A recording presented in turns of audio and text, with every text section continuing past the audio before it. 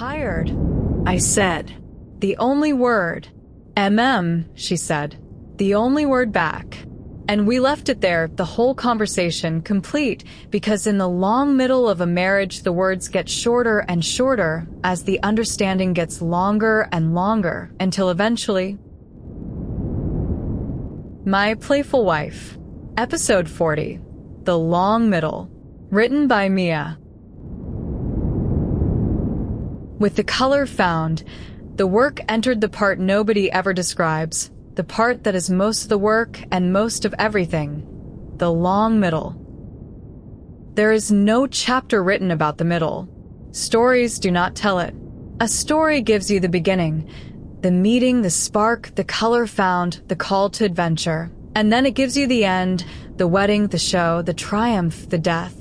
And between them it draws a discrete line, a chapter break, a few words like, "And then for 3 months she worked," and skips the 3 months entirely because the 3 months are not a story. Nothing happens in them. They are repetition. They are the same task done 400 times with small variations. They are Saloni at the cutting table at the same hour every morning, turning the gray-green into garments one slow stitch at a time, and they are me at the kitchen table with the 5th notebook, and they are the dishes and the chai and the ordinary, unremarkable days laid end to end with no drama in any of them, and they are, I have come to understand, the actual substance of a life. The part the story skips because the story has no use for it, which is precisely why the story is a liar. I do not blame the stories, exactly. The middle is genuinely hard to make into narrative. It resists the shapes we use to hold experience, having no arc, no turning point, no single scene that can stand in for the rest. But the cost of the omission is enormous because we learn what life is supposed to feel like from the stories, and the stories have quietly taught us that the middle does not count, that it is the boring connective tissue between the parts that matter. And so we treat the largest part of our own lives as a waiting room, a thing to be got through on the way to the next event, and we are forever somewhere else, leaning toward the next beginning or the next ending, absent from the enormous middle where we actually almost entirely live. Because here is the arithmetic nobody does, and it changed how I see everything once I finally did it. A marriage, if you are lucky, is perhaps 50 years long. The beginning, the falling in love, the courtship, the wedding, the part every film and song is about, is maybe 2 of those years. The end, whatever form it takes, is mercifully brief. And the middle is everything else. The middle is 45 years. The middle is 90% of the whole thing, and it is the part no one prepares you for, no one celebrates, no one writes the songs about, because it cannot be made into a story. It is too long, too slow, too undramatic, too made of Tuesdays. We are sold the beginning and warned about the end and left entirely on our own for the vast middle that is the actual marriage, and then we are surprised, we are scandalized, when the beginning's fireworks fade, and we find ourselves in the long, quiet middle with a person we have stopped being able to see, and we think something has gone wrong, when in fact nothing has gone wrong at all. We have simply arrived in the main body of the thing, the 45 years, the part the songs lied to us by, omission about. And the cruelest part is the timing of the disappointment. It comes, almost always, just when a person should be settling into the deepest happiness available to them. A few years in, the fireworks spent, the real long marriage finally beginning, and instead of recognizing the quiet that follows the fireworks as the arrival of the main thing, they read it as a loss, a fading, a sign that the love itself is dying, and some of them panic and burn the whole thing down looking for a new beginning, never understanding that they were not at an ending all but on the threshold of the part that was supposed to last. I nearly did this myself, in a quieter way, not by fleeing the middle but by simply going to sleep inside it. The sleep and the flight are the same mistake. They are both ways of refusing the middle. And the whole project of the awake years, I understood this, watching Saloni work the long middle of her collection, is the project of learning to stay awake in the middle. That is all it is in the end. Anyone can be present for a beginning. Novelty does the work for you. The new thing holds your eyes open by force. Anyone can rise to an ending. The drama of a climax conscripts your attention. The entire difficulty, the whole of the discipline, the only thing that actually separates a life inhabited from a life slept through, is whether you can stay awake through the long, undramatic middle, the 90%, the part with no novelty and no climax to do your waking for you, the Tuesdays, the repetition, the duration.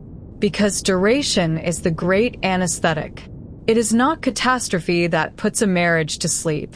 It is the 45 years of Tuesdays, the sheer accumulated weight of the familiar, the slow erosion of attention by repetition, until one day you look up and realize you have been asleep at your own table for a decade, and the unmapped country across from you has gone entirely unmapped again, not through any disaster, just through the quiet, relentless sanding down of the looking by time.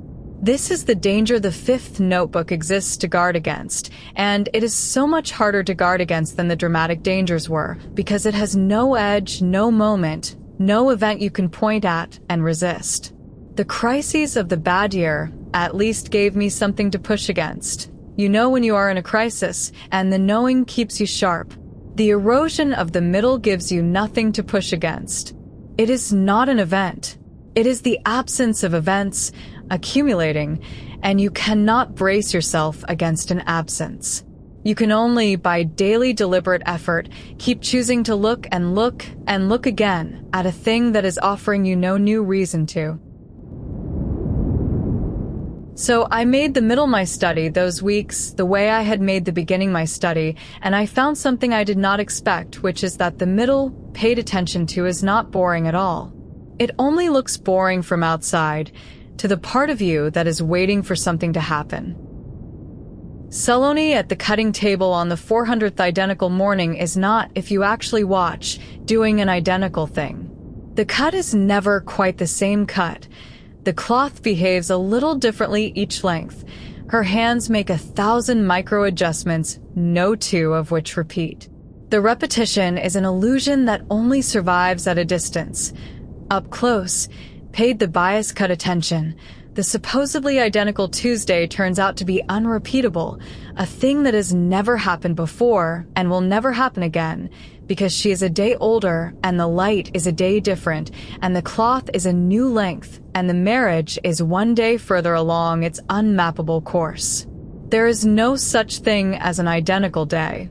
There is only the failure to look closely enough to see the difference.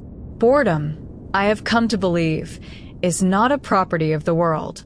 It is a property of insufficient attention. The middle is not boring. The middle is infinitely detailed, and we call it boring because we have stopped looking closely enough to see the detail, and then we blame the middle for the dullness that is actually in our own dulled eyes. I find this oddly hopeful when I sit with it. If boredom were really in the world, in the marriage, in the middle itself, then there would be nothing to be done. The dullness would be a fact, and we would simply have to endure it. But if the dullness is in the eye and not the object, then it is curable, always, by the one thing entirely within my own power, which is to look harder. I cannot make my life more eventful. Very little of that is up to me.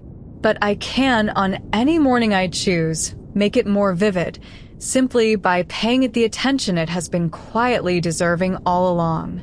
The remedy for a dull life is not a more exciting life. It is closer attention to the one you already have. I tested this against my own life, against the supposedly identical mornings of my own marriage's middle. The chai made, the same chai, the same 2 cups, the same woman, the same light, and I found it held. The morning was not the same morning. It only looked the same to a lazy glance. Saloni reaching for the cup I had set at her right hand was not the same gesture she had made 10,000 times. It was this gesture, this morning, this particular tilt of this particular hand a day older than yesterday's, And if I looked at it with the attention it deserved rather than the attention habit had reduced it to, it was as singular and as worth seeing as anything in the thrilling beginning had been. The middle had not gotten less interesting over the years. I had gotten less attentive, and the awake years were teaching me, slowly, to give the long middle of my marriage the quality of looking I had once reserved only for its dramatic edges. It is slow work, and it does not stay done. That is the thing about the discipline of the middle that sets it apart from every triumphant one-time conversion the self-help shelves promise. You do not learn it once and then possess it. You wake up and you drift back to sleep, and you wake up again every single day forever, because the gravity of the familiar never stops pulling, and the only counterweight is a daily renewed act of attention that has to be performed fresh each morning and cannot be stored against tomorrow. I will be learning to stay awake in the middle until the day I die. There is no graduation from it. There is only the practice, and the practice, I am coming to understand, is not preparation for the life. The practice is the life. There was an evening, deep in those grinding weeks, when she came out of the workroom with her shoulders aching from the long middle of her own making and sat down next to me on the sofa without a word and put her head on my shoulder, and we sat there in the ordinary lamplight doing nothing, saying nothing, two people in the deep middle of a long marriage, and it was, I want to record, not a lesser thing than the fireworks of the beginning. It was a different thing, and in many ways a larger one. The beginning's love is a spark, sudden, hot, involuntary, a thing that happens to you. The middle's love is a tending, chosen, daily, deliberate, a thing you do. The spark needs no skill. It arrives on its own and takes the credit. The tending is the actual craft of love, the part that has to be practiced, the keeping of a fire through 45 years of ordinary weather, and it is so much quieter than the spark that we mistake its quiet for its absence and go looking, some of us, for new sparks, never understanding that the spark was the easy part and the tending is the whole of the art. Her head on my shoulder in the lamplight, neither of us speaking, both of us tired from our separate long middles. That was not the absence of the fireworks. That was the thing the fireworks had been advertising all along. The deep, quiet, tended fire they were only ever the opening flare of, and I would not have traded that silent weight on my shoulder for all the sparks of the beginning, because I had finally learned which one was the easy thing, and which one was the real. People speak of the spark going out as though it were a tragedy, and I understand the fear, having felt it. But I have come to think the spark is supposed to go out, the way the kindling is supposed to be consumed once the log is caught. The spark's whole job was to start the fire. It was never meant to be the fire. A couple still trying, 20 years in, to feel the original spark are like someone standing over a good fire, blowing on a spent match. Let the spark go. Tend the fire it lit. The warmth of a long-tended fire is a deeper heat than any spark, and it is the only kind that can actually keep you through a winter. Tired, I said. The only word. She said. The only word back. And we left it there, the whole conversation, complete, because in the long middle of a marriage, the words get shorter and shorter as the understanding gets longer and longer, until eventually you can hold an entire exchange in 2 syllables and a weight against a shoulder, which is not the death of communication, as the beginning people fear, but its final fluent form. The young version of us could not have done this, the 2-syllable conversation, the whole understanding carried in a weight and a sound. We did not yet have the shared decades that a short word now points back to. In the beginning, everything had to be said in full, because nothing could yet be assumed. The shortening of the words is not a poverty. It is a wealth so large it no longer needs to be itemized. Every between us now contains years, and we can both read all of them in it. And that legibility, that ability to fold an entire marriage into a single syllable and have it perfectly understood, is one of the few genuine compensations time pays you for the things it quietly takes.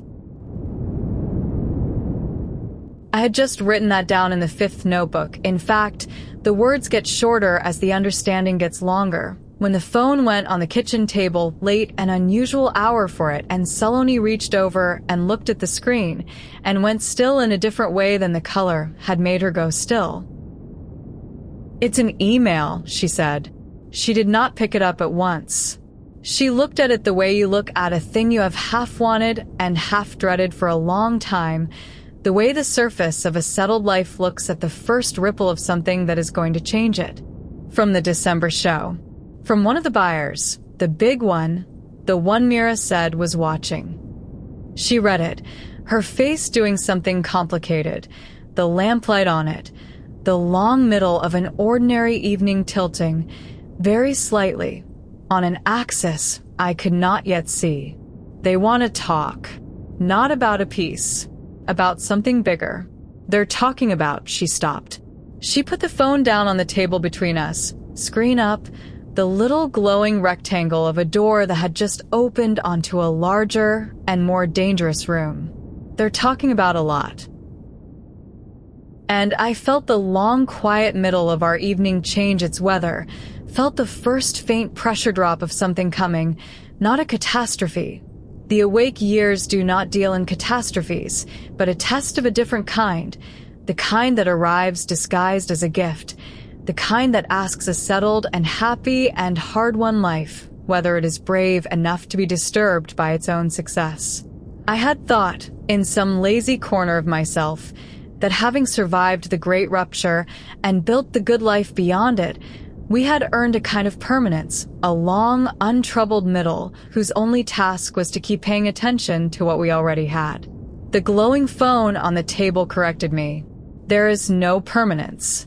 There is no part of the story where things stop changing. The changes simply stop being catastrophes and start being something subtler and, in their own way, just as testing. A settled life does not get to stay settled. It only gets to choose, again and again, how it will meet the next thing that comes to unsettle it. "Don't answer it tonight," I said, not telling her what to do, just buying us the evening. "The door will still be open in the morning. Let's finish being in the middle for one more night before we find out what the email wants." She looked at me, and at the glowing phone, and back at me, and then she did the thing that told me, whatever was coming, we would meet it the way we now met everything. Together, out loud, awake. She turned the phone face down. "One more night in the middle," she said, and put her head back on my shoulder, and we sat in the lamplight a while longer, two people in the deep, ordinary middle of a marriage, with a door newly open in the dark and a morning coming that would ask us something, holding, for one more quiet hour, the part of the story that no one ever writes, and that turns out to be the whole of the life. I wrote the last of it after she slept. The long middle, the colors found, and now the grind. The part stories skip, the and then for 3 months, the 90%. A marriage is 50 years and the beginning is 2 of them. The middle is 45 and no one prepares you for it. No song is about it, and we panic when the fireworks fade and find ourselves in it, thinking something's wrong, when we've only arrived in the main body of the thing. The whole project of the awake years equals staying awake in the middle. Anyone's awake for a beginning, novelty does it, or an ending, drama does it. The discipline is the duration, the Tuesdays, the anesthetic of the familiar. And the middle paid attention to isn't boring. Boredom is a property of insufficient attention, not of the world. No 2 mornings are identical. We just stop looking close enough to see the difference. The middle's love is a tending, not a spark. The spark's the easy part. The tending's the whole art. The words get shorter as the understanding gets longer. And then, tonight, the email, the big buyer from December, something bigger, a lot. A door opened in the dark. Not a catastrophe. The other kind of test, the one disguised as a gift. We turned the phone face down. One More Night in the Middle First. To be continued in episode 41, The Offer. Simbolo di copyright mia. All rights reserved. That was episode 40 of My Playful Wife. If this story is staying with you, the next episode is already waiting. Subscribe so you don't miss it. The complete book is on Amazon, and early episodes plus bonus chapters are on my Patreon. Links are in the description. Ai mia. Thank you for listening.